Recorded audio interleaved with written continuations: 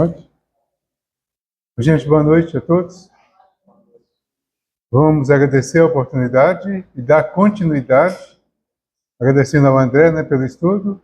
E parece que tem umas pessoas novatas hoje, não tem? Quem? Ah, você veio aqui. Os dois? Sejam bem-vindos, então. Tem mais? Os dois ali, da frente e de trás. Hã? Mais alguém? Primeira vez hoje? Primeira vez hoje, todo mundo é. Não é? Primeira vez hoje. Hoje é. Então sejam bem-vindos, fiquem à vontade. O nosso estudo normalmente é participativo. Aí a gente é convidado para falar. A gente chega e começa a falar. Se ninguém falar nada, a gente fala o tempo todo. Se alguém quiser participar de alguma forma, é só interromper. E sejam todos bem-vindos. Agora nós vamos continuar o estudo. A primeira parte foi sobre o Evangelho segundo o Espiritismo. Agora nós vamos continuar com o Livro dos Espíritos. É um estudo sequencial do Livro dos Espíritos. Começamos lá na introdução, já estamos hoje na questão 125, que está tratando da progressão dos espíritos, que tem até um pouco a ver com o que o André falou aqui na questão da evolução, né? Que estamos todos evoluindo, progredindo, melhorando, aperfeiçoando, até atingir o infinito, né? Então, na questão 125, o Kardec pergunta o seguinte: os espíritos que seguiram o caminho do mal poderão chegar ao mesmo grau de superioridade que os outros? Os espíritos que seguiram o caminho do mal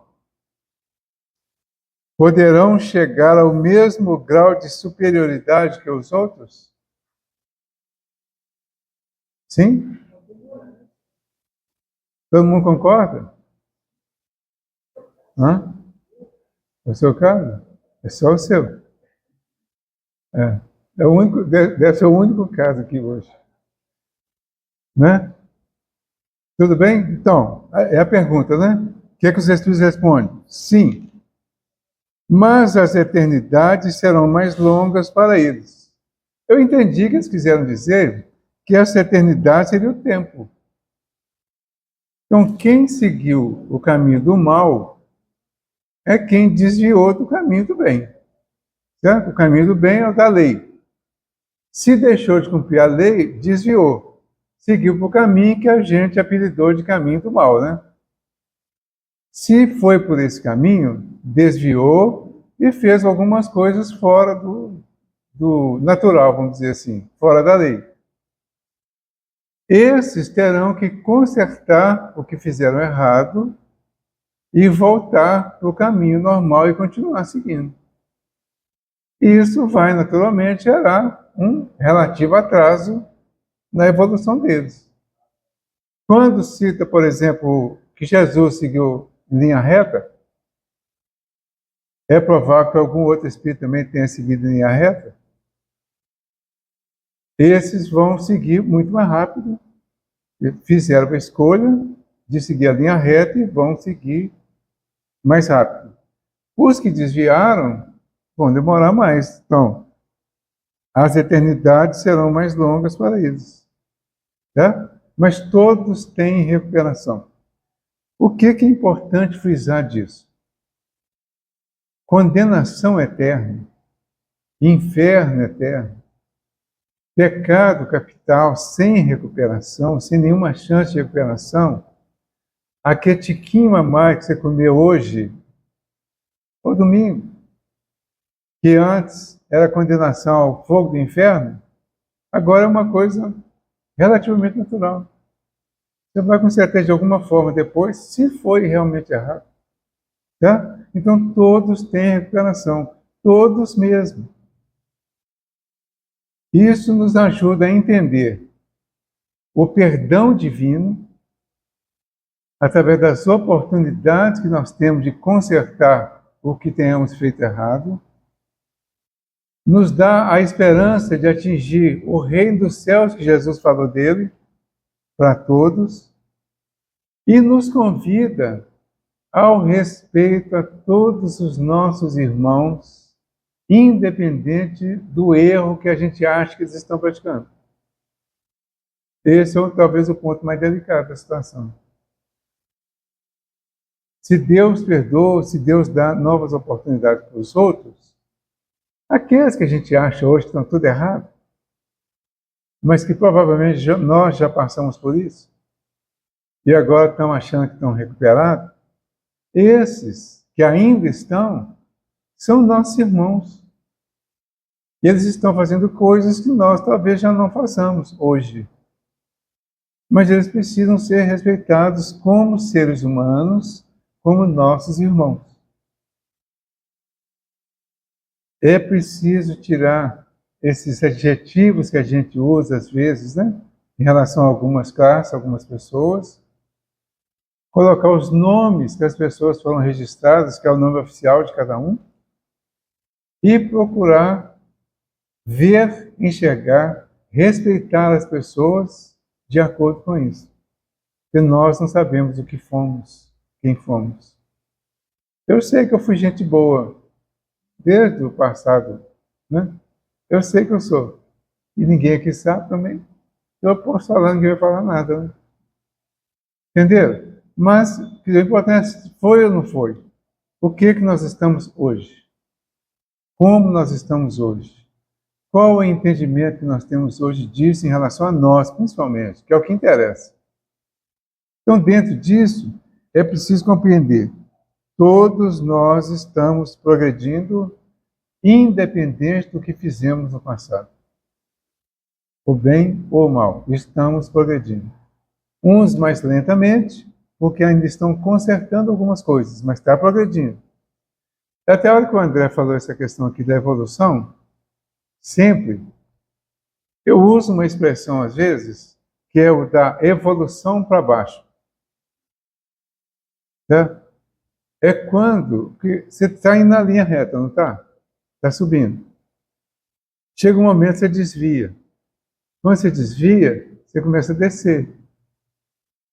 Mas o fato de estar descendo não significa que você está evoluindo ou parou o seu processo. Você continua no seu processo de evolução até chegar no seu fundo do poço. O poço não tem fundo. Ele tem gradações e cada um tem a sua. A gradação é até o limite que nós resistimos à dor das consequências da queda. O André citou vários casos aqui da Bíblia, inclusive. Por exemplo, o jovem lá que saiu de casa, né? O filho pródigo. O que ele fez? Ele evoluiu para baixo durante um tempo, não foi? Depois ele resolveu que não dava não, que queria subir. O outro que citou a mesma coisa. Então, esses casos, as pessoas estão evoluindo, aparentemente, pelo menos para baixo. Mas eles estão vivendo experiências. O que nós chamamos de mal, Deus não vai chamar de mal. Deus vai chamar de experiência. De liberdade para experimentar e acertar ou errar de acordo com o conhecimento que tem. E por isso dá oportunidade para consertar, refazer tudo, voltar ao caminho do bem e continuar o caminho do bem. Todos estamos convidados a isso e vamos seguir por esse caminho em algum momento, de alguma forma. Tá bom? Tem um comentário do Kardec que fala assim: por essa expressão, as eternidades, devemos entender a ideia que os espíritos inferiores fazem da perpetuidade dos seus sofrimentos, cujo termo não lhes é dado ver. Essa ideia se renova em todas as provas nas quais sucumbem. Então, a ideia que o Kardec passa aqui é: por essa expressão, as eternidades, devemos entender a ideia de que os espíritos inferiores fazem da perpetuidade dos seus sofrimentos. O espírito inferior que desviou, ele é inferior, o que ele desviou do caminho, né, da lei, ele vai ter que passar pela dificuldade da reconstrução. É a expiação. Ao passar pela dificuldade da reconstrução, expiando, ele vai sentir dor. E o grande papel limitador aí do mal é a dor. Ao sentir dor, ele vai sofrer, porque vai se revoltar contra a dor. Certo? Esse termo não lhes é dado ver. Então, esses espíritos, nessas condições, têm dificuldade para ver o fim das coisas. Nós temos. Será que nós somos inferiores? Nós não temos dificuldade? É fácil conviver com um momento de dor? Uma dor leve. Quanto tempo dura uma dor de 10 minutos? Uma dor de 10 minutos, dependendo da situação, ela dura horas e horas. Porque ela dura uma eternidade. Eles chamam de eternidade. É a dor. É a experiência da dor para renovar. Certo? Mas, e o bem? Quantos minutos dura um bem de 1 hora? Uma coisa boa de 1 hora dura quantos minutos? Nossa, já passou? Porque é bom, é agradável, passa rápido. Mas o tempo é o mesmo. Né? Assim, os espíritos, em questão de sofrimento, nós, né, em questão de sofrimento, vamos ter dificuldade de entender o fim do sofrimento. Aí parece que o sofrimento vai ser eterno. Essa ideia se renova em todas as provas nas quais sucumbem. Então, a ideia de eternidade do sofrimento, ela vai renovar em todas as provas nas quais sucumbem. Em todas as dores que nós passamos no dia a dia, trazendo para cá fica mais fácil, né? No dia a dia, todas as dores têm o seu momento especial para nós e a sua duração eterna para nós, principalmente dependendo da gravidade dessa dor. As dores das doenças, por exemplo, algumas dores morais, algumas dificuldades que a gente vive, que são de fato passageiras, mas que para quem está vivendo duram uma eternidade. Não é isso? 126.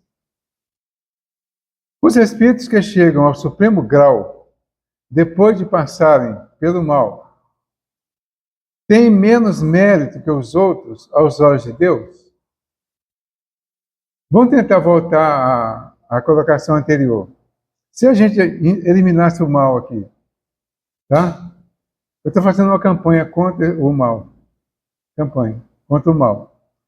Os espíritos que chegam ao supremo grau, depois de passarem pela experiência nos campos inferiores, têm menos mérito que os outros aos olhos de Deus? Então, aos olhos de Deus, eles não passaram pelo mal, eles passaram pela experiência. E falharam na experiência. E Deus permitiu que eles continuassem experimentando até acertar. Nós de novo. Certo?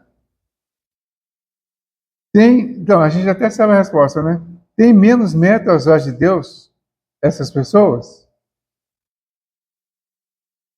Como que é hoje a nossa visão das pessoas?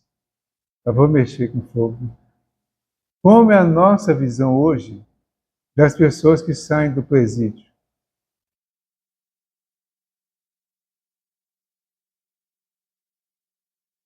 Qual a disponibilidade que nós temos para dar oportunidade? Pessoalmente, coletivamente, ou como empresários, por exemplo, ou como quem tem alguma possibilidade de oferecer uma ajuda, uma oportunidade para essas pessoas. Não é um caso a pensar? Então vamos pensar. Tá? Os espíritos que chegam ao grau supremo, depois de passarem pelo mal, tem menos mérito que os outros aos olhos de Deus? Deus contempla os extraviados com o mesmo olhar.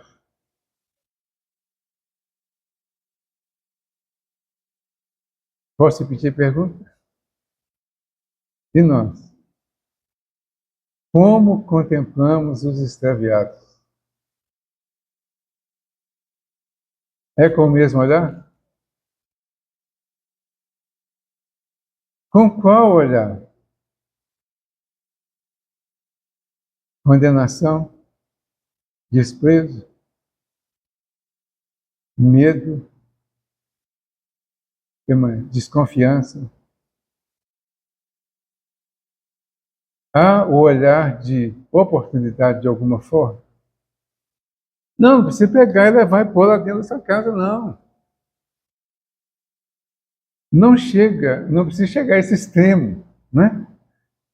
É um olhar de cumprimentar, de conversar, de tratar como gente, como pessoa, ser humano. Ah, mas é um monstro, olha o que fez. Há muitos anos atrás, eu fui convidado para fazer um trabalho no presídio, lá no José Maria Alquimim, lá em Neves.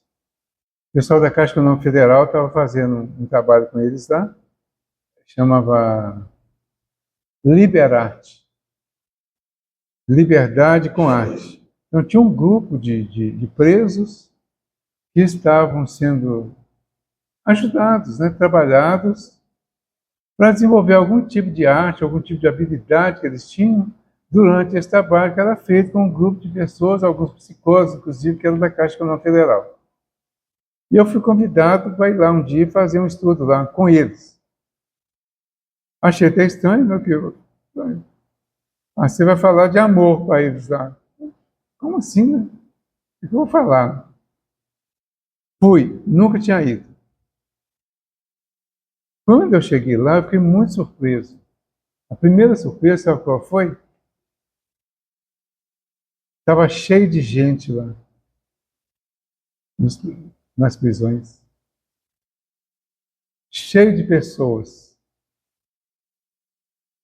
que conversavam, que brincavam, que riam, que nos protegiam. Eles chegaram para mim e falaram assim, olha, normalmente as pessoas que vêm aqui fazer visita têm direito a uma proteção, a uma guarda especial para andar aqui. Mas você pode querer ou pode dispensar. Fica a critério seu. Normalmente, como que o pessoal age? Eles falaram, não, normalmente as meninas, por exemplo, que estão aqui trabalhando com a gente, elas dispensam. E nós protegemos elas. Tá, então, vou fazer como elas. Vou dispensar a proteção. Aí saímos caminhando pelo presídio, conversando, trocando ideias, fazendo piadinhas, aquelas conversas. Tudo bem, saudável, agradável. Teve um momento que eu até pensei que eles deviam ser funcionários, alguma coisa assim de lá, né?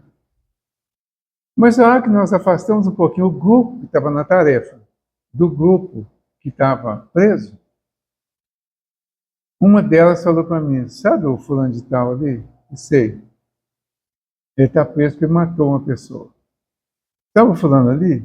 Ah, ele é estelionatário. O fulano lá, aquele lá assim, sabe? Aquele ali estuprou uma pessoa. E aí foi. Aquele ali é traficante, aquele é isso, aquele é aquilo. E realmente o que me incomodou é que eram pessoas. Era gente. Daqui de fora, eu falo por mim, tá? Isso foi eu que pensei isso. Eu via assim. A impressão que eu tinha, quer dizer, eu não tinha, na verdade, é que não era a gente que tinha lá. Não tinha isso definido. Eu acho que essa é a impressão que muitas pessoas têm. Posso estar enganado, né? Mas depois você vai ver que são pessoas comuns que praticaram um crime. Algumas até reincidiram, E outros praticaram pela primeira vez e foram apanhados, foram julgados, condenados e estão presos. Mas são pessoas. Quando isso aconteceu, eu estou até lembrando que o André eu estou lembrando de uma coisa aqui que o André parece que viveu a experiência. E aí eu fui visitar na quarta-feira, na sexta eu tinha um estudo lá no Bezerra de Menezes, lá em Santa Efigênia, e o assunto cabia algum comentário sobre isso. Eu aproveitei a experiência que eu tinha vivido, eu estava muito impressionado com essa experiência, então eu comentei lá durante o estudo, e teve uma repercussão muito interessante. O comentário que eu fiz e a ligação com o estudo que estava fazendo. Fizemos o estudo lá, eu saí de lá, né, totalmente elevado, né? Saí, nessa época eu trabalhava com táxi, peguei o táxi e saí, subi uma rua, desci a outra, na primeira esquina peguei um passageiro. Aí ele sentou no banco de trás, pediu para ir lá para a Avenida Andradas, lá no final da Andradas ele mandou entrar direita, direita, direita, acabou a rua, ele desceu, veio do meu lado, é um assalto. Eu quero só o dinheiro. Essa experiência provavelmente me ajudou a ter tranquilidade, eu diria total, para conviver com esse momento eterno do assalto. Deve ter durado uns 10 minutos no máximo. Mas o momento, quando você está vivendo o momento, parece que ele é eterno. Mas foi um eterno tranquilo. E muito simpático, inclusive. Porque o rapaz era um jovem. Ele queria realmente dinheiro, e eu não tinha. Ele pegou algumas coisas, insistiu para ver se eu tinha mesmo. Deixei de verificar o carro todinho, observou, abriu o porta-mala, abriu o porta-luva, olhou debaixo dos tapetes, revirou tudo. Quando ele viu que não tinha nada, ele tinha pegado a chave, né? Tinha pegado o rádio de comunicação que tinha no carro. Ele me devolveu a chave e falou assim: "Você sabe voltar daqui?" Eu sei. Então tá. Aí deixou a chave, saiu e foi andando na minha frente e foi embora. Aí eu digo que foi um assalto amigável. Eu não sei qual foi o tom de amigável da parte dele, mas eu sei que foi amigável da minha parte, porque eu não consegui enxergá-lo como um criminoso, como um assassino, como um marginal, como uma coisa assim. Eu tinha acabado de fazer uma reflexão sobre os seres humanos que estão vivendo essas situações. E esses seres humanos precisam de vibrações, de orações, de comportamentos positivos para que eles se sintam envolvidos pelas mensagens de paz, de harmonia e resolvam mudar no tempo deles. E é para isso que eles estão aqui. Nós estamos vivendo o momento da transição planetária. Isso virou um tema até meio badalado, até, né? Mas essa é uma realidade que a gente está vivendo, que está previsto lá no Evangelho de Mateus, lá no capítulo 24. Está previsto tudo isso que está acontecendo aí. De tempo em tempo a Terra vai passar por uma série de transformações. Está tudo previsto. Nessa transição, esses espíritos que estavam em dificuldades no plano espiritual, eles terão oportunidade, já tiveram alguns e certamente outros ainda estão recebendo a oportunidade de vir à Terra para conviver com os que já estão melhorados, para que eles aprendam e melhorem também. Sigam os exemplos. Mas como seguir o exemplo de alguém que discrimina, que despreza, que maltrata? Vamos refletir sobre isso? Está mais ou menos dentro da questão aqui, né? Então, Deus contempla os extraviados com o mesmo olhar e os ama a todos do mesmo modo. Eles são chamados maus porque sucumbiram. Antes não eram mais do que simples espíritos. Continuam sendo simples espíritos. Mas antes eram espíritos, durante também e depois também. Esses espíritos são os que vão, juntamente com os outros bons, que foram uma linha mais reta, vão atingir o mesmo topo da escala espírita, da escala de evolução espiritual. Por isso, precisamos refletir muito sobre essas questões, certo? Para que a gente não caia no comportamento contrário que a gente está aprendendo. O André falou aqui para ele levar o centro para casa, né? É isso? Você não precisa levar o centro de matéria, como ele falou, né? A parede pode deixar aqui. Vamos levar a essência? Vamos levar o que nós estamos aprendendo? Vamos levar, refletir,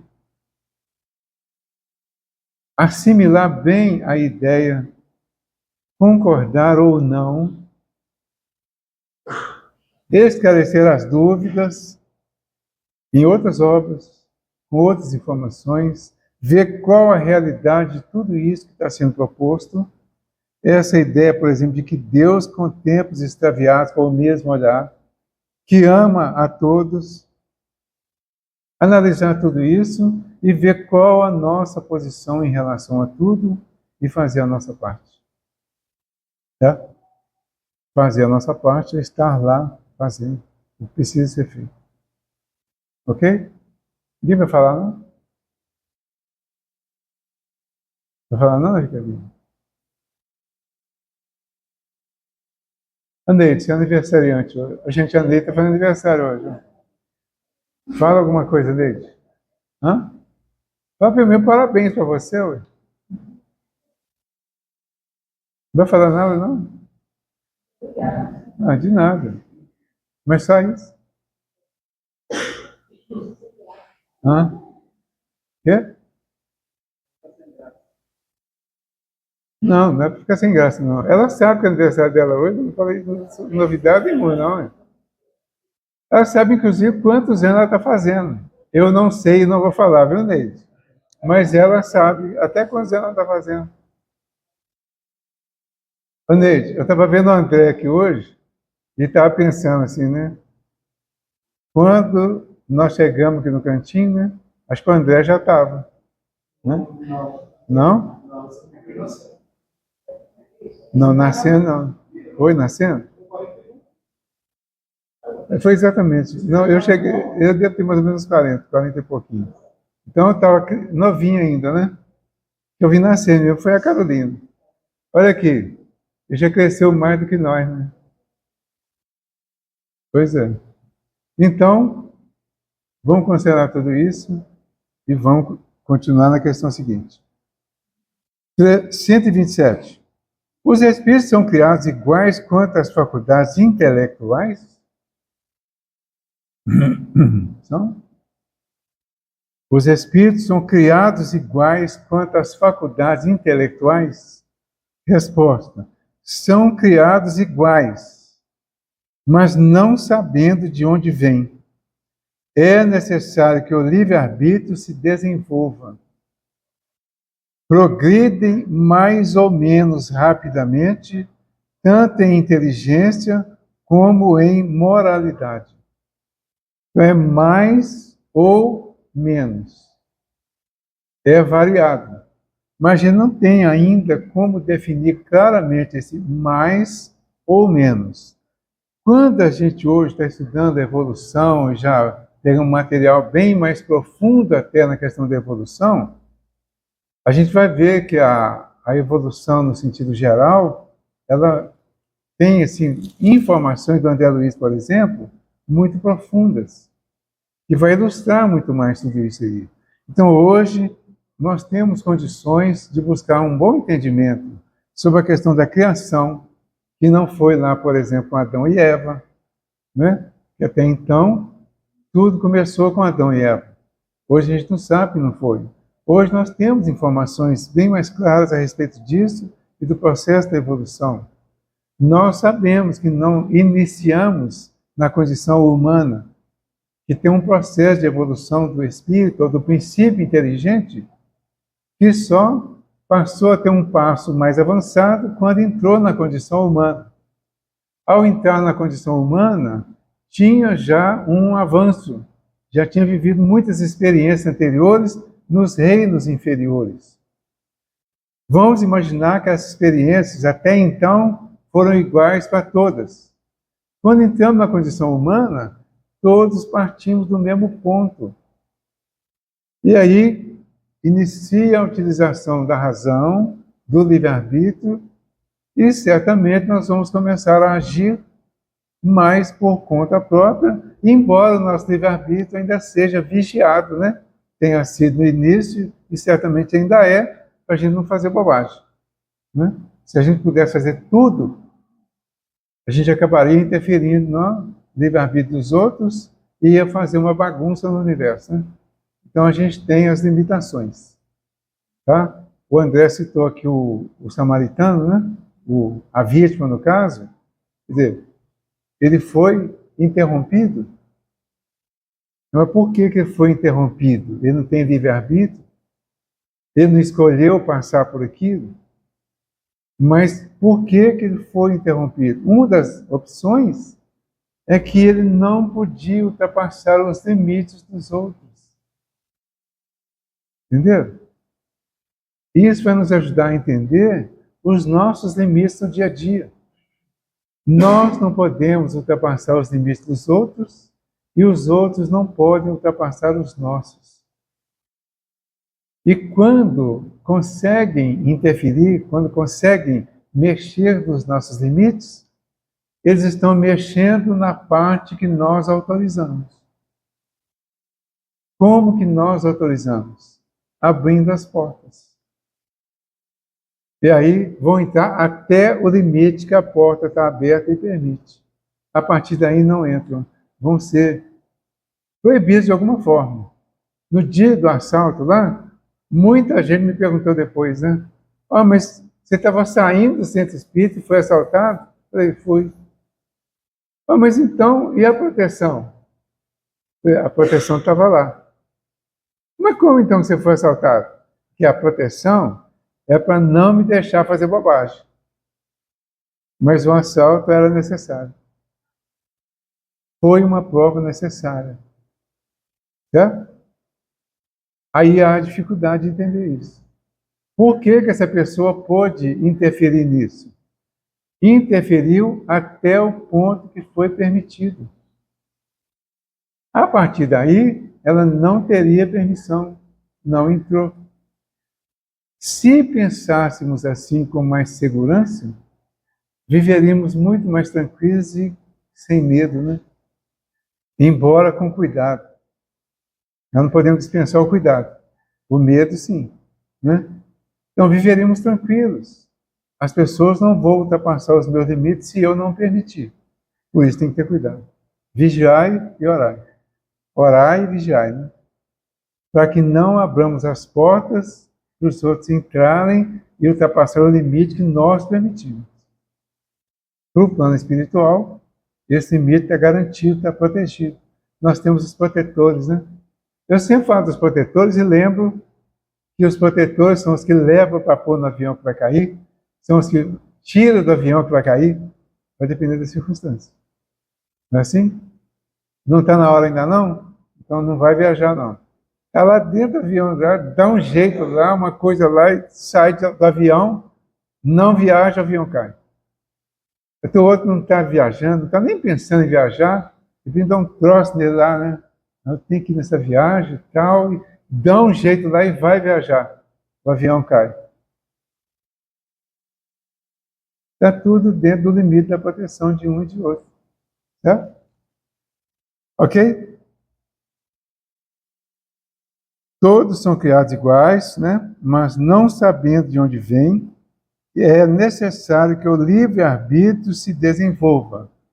Como nós partimos de mundos primitivos e já estamos em mundo de prova e expiação, o nosso livre-arbítrio já desenvolveu um pouquinho. Então, nós já temos condição de entender algumas coisas. Um exemplo interessante, fica um questionamento. Por que que a reencarnação, há uma ideia de que a reencarnação, durante um tempo, era pregada na igreja, era aceita. Aí depois houve lá um concílio, né? E a partir desse concílio, não houve mais reencarnação. Ou seja, esse ensinamento parou. Então, o mundo cristão aqui, especialmente do lado ocidental, não tinha mais reencarnação. Só quando vem o Espiritismo que ele traz essa ideia quase como uma revelação. Aí fica, às vezes, uma polêmica, né? Tinha, não tinha, por que que não tinha, que foi um erro, que foi isso, foi aquilo. Para quem já entendeu a ideia e acha que a ideia é boa, acha que foi um erro. Mas se nós formos pensar bem, tudo que não foi permitido que a gente soubesse, até atingir um grau de desenvolvimento intelectual, até atingir uma certa sintonia, uma certa responsabilidade com o nosso livre-arbítrio, tem ensinamentos que poderiam ter sido muito prejudiciais a nós, se fossem passados em momento anterior e inadequado. Porque um concílio não ia tomar uma decisão dessa e ela permanecer se fosse realmente prejudicar o nível de conhecimento da humanidade, essa humanidade cristã, pelo menos. Entenderam? A gente precisa encontrar um jeito de explicar o aparente mal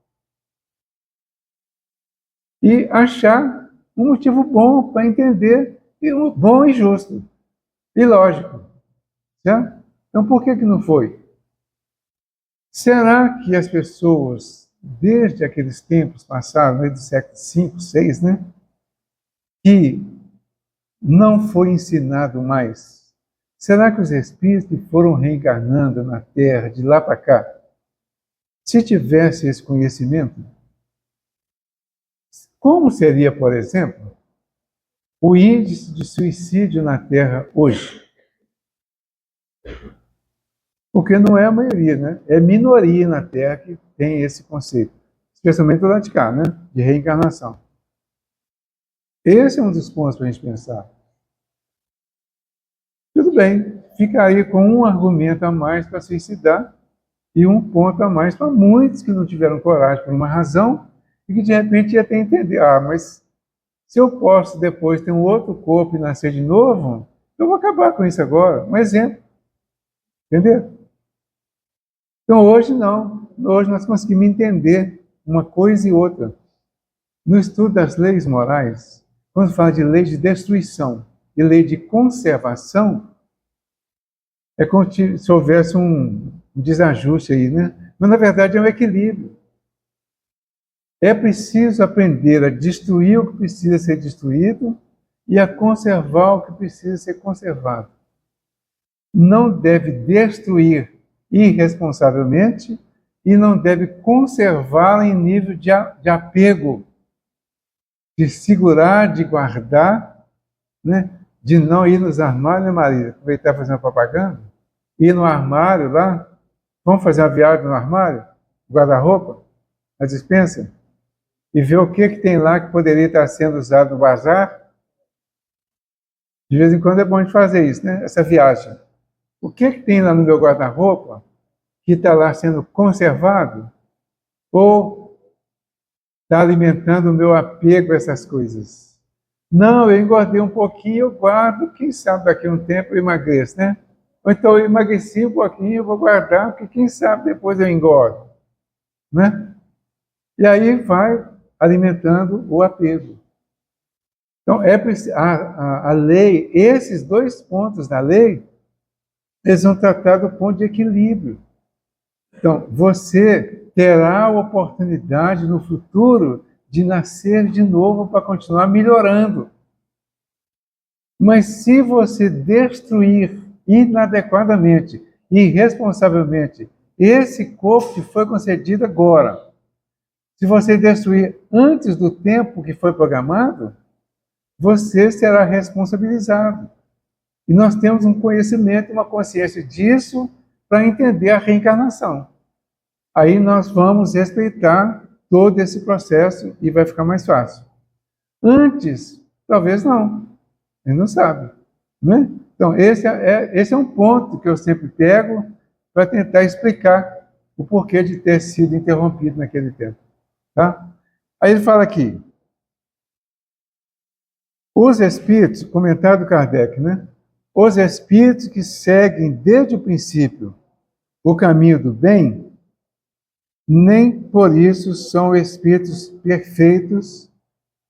Se não têm más tendências, não estão menos obrigados a adquirir a experiência e os conhecimentos necessários à perfeição.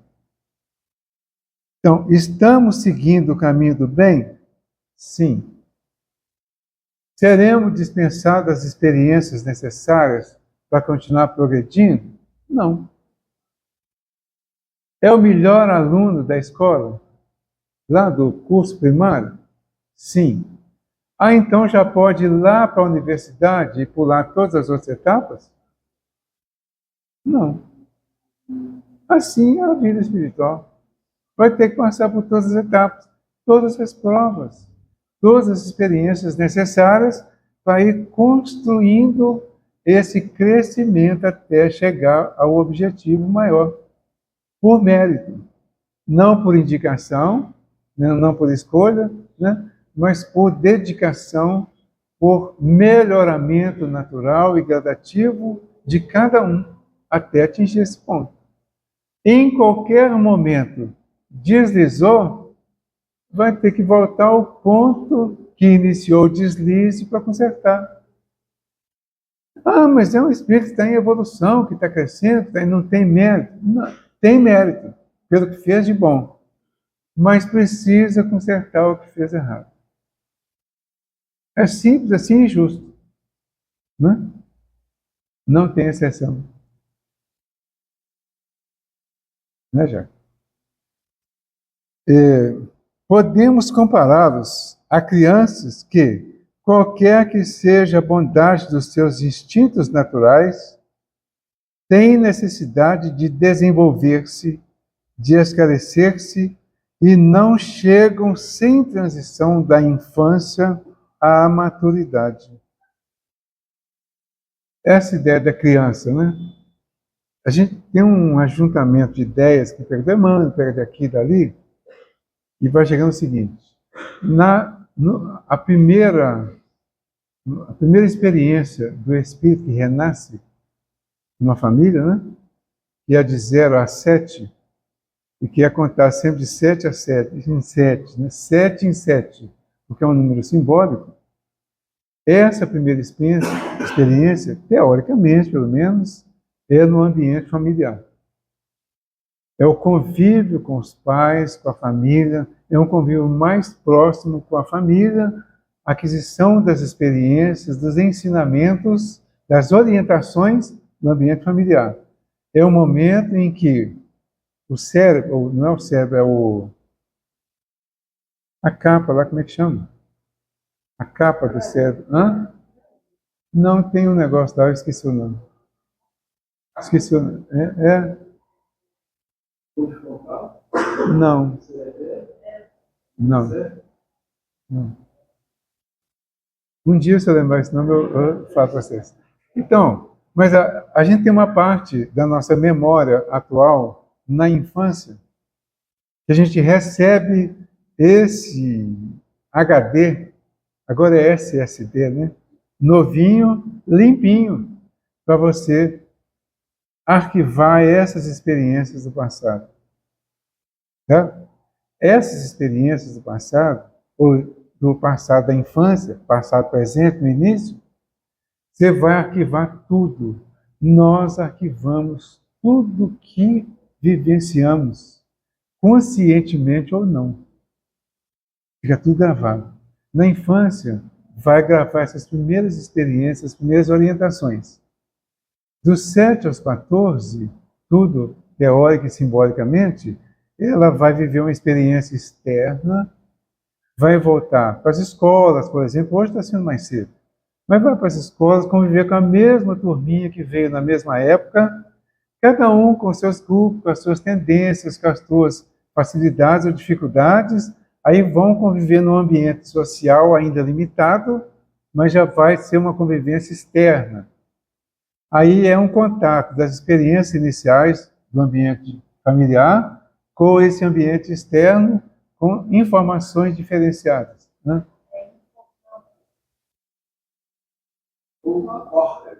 Córtex cerebral. Isso, córtex. É o córtex. É. O córtex cerebral. Bonito, né? Por isso que eu esqueci. Entenderam? Então, aí até os 14 vai haver um outro nível de experiência. Tá? 7 a 14. De 14 a 21 é que vai começar a resgatar o passado, vai confirmar mais a reencarnação e vai começar a combinar as experiências da primeira infância, da segunda e agora com o passado. E vai fazer uma confusão na cabeça do adolescente. Por isso que a gente chama adolescente de aborrecente, né? Porque tem uns que passam tranquilamente, mas tem outros que têm um maior conflito, uma maior dificuldade na adolescência, porque realmente essa ideia é bem concreta em relação a isso, né? É bem real. Quando chega aos 21, completou a idade madura. Aí vai partir para uma outra fase, que é a construção real do adulto. É a vivência da condição do adulto. Então, são experiências que vão sendo vividas até atingir o momento de voltar à vida espiritual. Se a gente pegar 21 com 35, que também é múltiplo de 7, agora eles abacalharam que a aposentadoria agora não é com 35 anos mais, né? Mas antes, se pegar 21 com 35, vai dar 56, né? Então, com 56, algumas pessoas já voltavam para casa para iniciar uma nova fase de vivência e de aprendizado, trazendo essa primeira parte aí, toda organizada, construída, com tudo definido. Agora volta uma fase de retorno. A partir deste momento aí, volta às origens e vai começar a preparar o retorno para a vida espiritual. E aí vem outras dificuldades, que são especialmente as da pessoa que, mesmo vivendo todos esses anos, não conseguiu crescer, não conseguiu se tornar adulto de fato espiritualmente. Aí volta para casa e começa a brigar com filhos, netos, adolescentes, porque não suporta o comportamento deles. Mas ele também não se tornou adulto, por isso está brigando com o filho, com o neto, discutindo com eles, e não criou nenhuma condição de entendimento para conviver com eles de uma forma mais pacífica e mais amigável. Aí viram os conflitos que estão acontecendo hoje. Um monte de lutas domésticas, especialmente hoje, estão relacionadas com isso. Com o não amadurecimento dos adultos que não se tornaram adultos. Continuaram jovens, crianças, adolescentes. E querem viver isso agora, brigando, discutindo e até agredindo, né, os adolescentes que estão, de fato, na fase de adolescente. Então, tudo isso vai mostrar esses detalhes aqui, né? Essa experiência que está passando aqui, esses exemplos, estão relacionados com essa questão do desenvolvimento.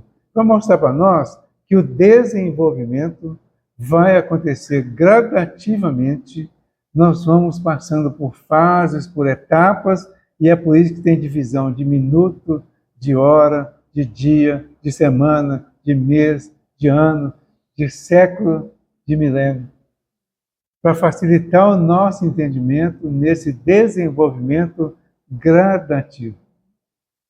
E aí nós vamos chegar lá e acabou o nosso tempo. Obrigado pela presença, pela atenção, pela oportunidade. Obrigado mais uma vez ao André, né, pelo estudo. Obrigado a todos vocês pela presença e vamos fazer a nossa prece final.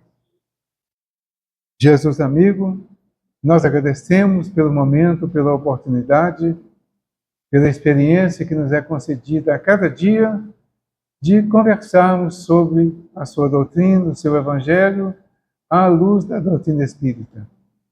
Permita, Senhor, que, como sugeriu o André, possamos levar o centro espírita para a nossa casa, para o nosso dia a dia, para onde nós estivermos. Que sejamos, de fato, aquele evangelho que provavelmente algumas pessoas verão unicamente em nós. E assumindo essa responsabilidade, que levemos esse conhecimento e vivamos com um comportamento digno de quem tem o Evangelho em si e vive esse Evangelho para fora, para todo o ambiente onde vive e convive. Obrigado, Senhor, por este cantinho, por essa liberdade que temos de estudar a nossa doutrina e pelas possibilidades que todos temos de melhorar cada dia mais, levando vibrações de paz, de harmonia, de amor a todos aqueles que foram citados hoje, a todos os nossos irmãos em humanidade.